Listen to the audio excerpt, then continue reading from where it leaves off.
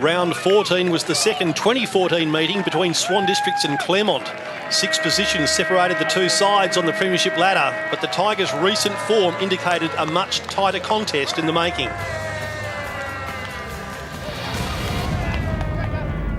Jetta, he's been busy early, over the top of Seaby's head, coming out Carey. Supporting him there is Ryan Davis. Wobbling kick up toward full forward. Here's danger because Gapin in situations like this doesn't often miss. A snapshot from Tim Gapin. Now Neats, no pressure on the mark, and Neats so clever, so astute, goes long, and that's a brilliant finish by Ryan Neats. Onto his left boot. Coming out of the lead again is McGovern. McGovern, shrugs the tackle. This should be another goal. McGovern unloads, goes long, straight over the top of the umpire's head. Wants to find a target inside 50. There's not much on offer. That one clean bowls all players. Abbott's there again. Gets a hand pass out. Clever from Bradshaw. Nice sidestep. Hook across the shoulder is outstanding football. He's got plenty of ability. He's in the ruck now. Wins that one handsomely down as well. Tigers with a chance through Foster. Snaps to the open goal square. It's going to bounce through. Claremont break away to a 3-goal lead. Kicks for Davis. Runs his opponent underneath the football. Gapin. Dangerous in this situation. It all opens up for Ryan Davis, who strolls in and kicks the banana.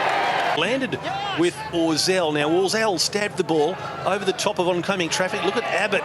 Sized up the situation well. Gives it off then to McGovern. McGovern with a snap across the body. Another goal to Claremont. Mark Sleevey gives up a hand pass quickly to Blackwell, who dummies around an opponent. Nearly caught. Wants to dummy around Riggio as well. Gives a hand pass off to Danaher. He'll need his left boot. Shrugs one. Straightens up and kicks a wonderful goal.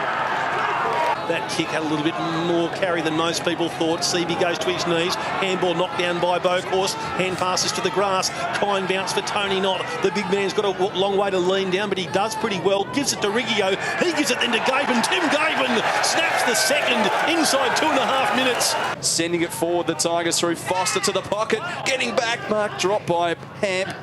Simpson. Over the top of Hamp, he keeps it alive. Socket off the ground by Hanley. Snap over the shoulder. The Tigers have got one. And it's Yo. Jetta tries to emerge from a pack. Hand passes straight to Danaher. Can he put the final nail in the coffin? I think he has. Wonderful goal from Ben Danaher. He's kicked 2 beauties this afternoon. And they've done enough, you'd have to think, at the 15th. For the winners, Jack Bradshaw kicked 3 goals. Foster, Abbott, Danaher and McGovern each kicked 2, whilst Neats and Yo singles for the Tigers. For Swan Districts, the chief goal scorer on the ground was their star, Tim Gapin, with 4, 2 apiece to Faulkner and Davis, whilst Bokhorst, Riggio and Carey each kicked 1. For Swan Districts, Faulkner absolutely outstanding, 2 goals from his 28 possessions. Ryan Davis 2 goals from 16. Bokhorst kicked a goal. He had 18 possessions, 14 possessions, 5 marks to Tim Gapin. Capped it all off with 4 goals straight. Matt Riggio, an excellent second half, 15 possessions and 6 marks. Graham Jetta started brilliantly and played solidly throughout for 18 possessions. Jukes played his best football in the second half, having 13, 11 possessions and 1 goal to Ricky Carey.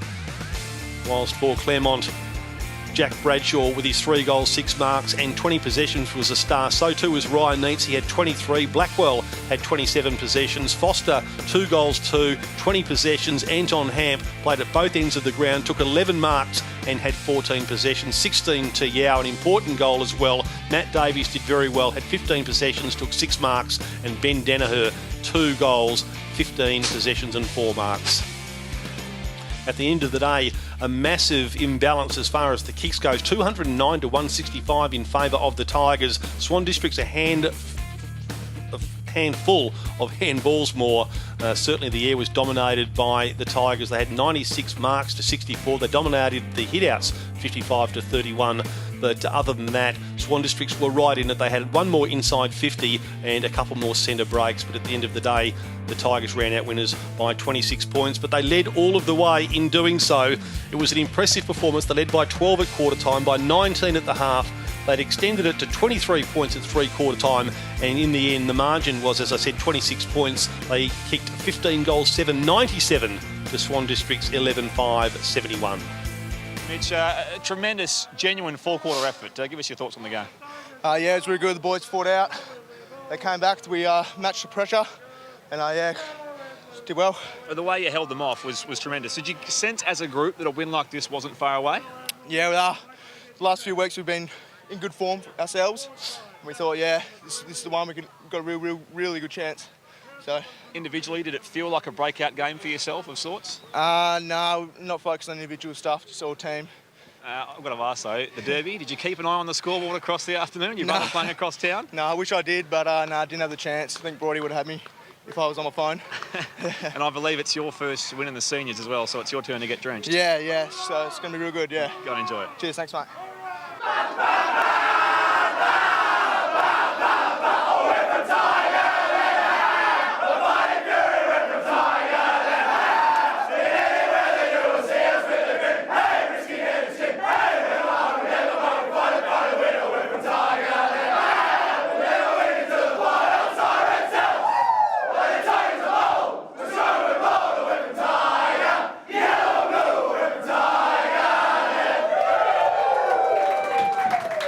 Michael, we were led all day. Is that the most satisfying thing about today's win?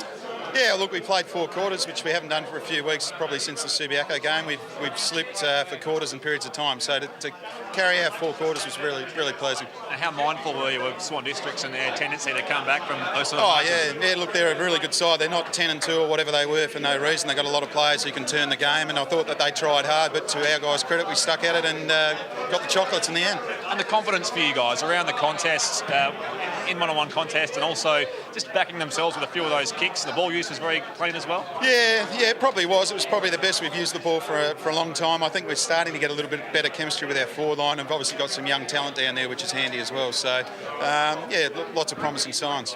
What's the aim from here? Well, we've just got to keep taking steps forward. You know, it's every quarter for us. We've got to keep improving. We've got a long way to go, but the last month we certainly turned the corner. South Fremantle next week. They're a developing team like yourself, but they're also pretty vulnerable.